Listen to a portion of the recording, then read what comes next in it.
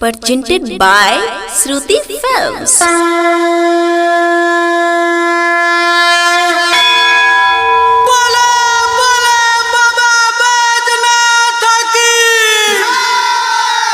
Prajapati recording studio Chandpur.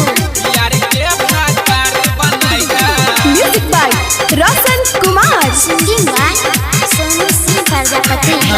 साले साले Yohei बोले के कमर हो फेरी दा हमारा पे बाबा नजर हो।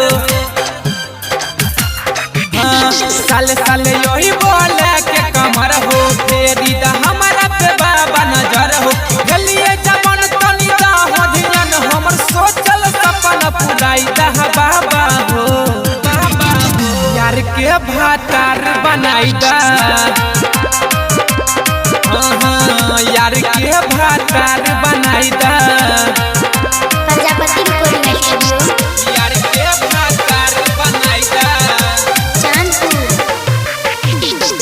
यार के भातार बनाई दा।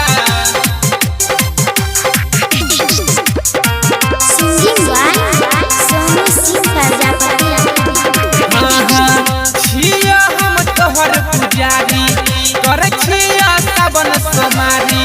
बहिन के भेलै शादी या बड़ी छै हमरे बहरी। छिया हम तोहर पुजारी कर छिया सावन सोमारी। बहिन के भेलै शादी या बड़ी छै हमरे बारी। कर छिया प्यार हम छिया कुमार हमर चोरी जल्दी लगाई दा बाबा हो। बाबा यार के भातार बनाई दा। यार के भातार बनाई दा। प्रजापति रिकॉर्डिंग स्टूडियो यार के भातार बनाई दा। Chandpur. Music by Roshan Kumar. Singing by Sonu Singh Prajapati. बन के कमरिया बाबा एलियो दुआरिया बाबा। छियो लागइन है यसरा तेरी दे नजरिया बाबा।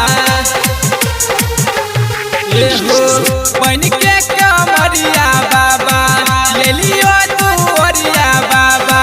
छियो लागइन है यसरा तेरी दे नजरिया बाबा। चढ़े बजल ममलक करता हल तनी सोनू के भगिया जगाई दा बाबा हो।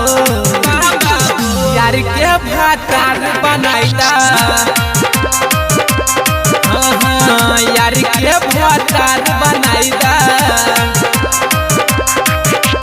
साले साले योही बोला के कमर हो फेरी दा हमारा पे बाबा नजर हो। दहो धयन तनी भलिए जवान बाबा सोचल सपना पुराई दा बाबा हो।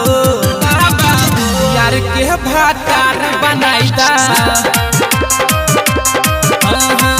यार के भातार बनाई दा। Presented by Shruti Films. प्रणाम नमस्कार, हम डॉक्टर सोनू सिंह प्रजापति यहाँ से तो बतावे चाहे छिए अगर हमारे चैनल के सब्सक्राइब नहीं करे छिए श्रुति फिल्म्स चैनल के तो यहाँ पर सब्सक्राइब कर दियो और हाँ बेल बटन का दबाना नहीं भूले चाहते ये कि यहाँ तक जे भी गाना सुनते हैं हमारे चैनल पर वो यहाँ तक जल्दी पहुँचे। तो बेल बटन दबाए करें और लाइक शेयर कमेंट जरूर करें। धन्यवाद।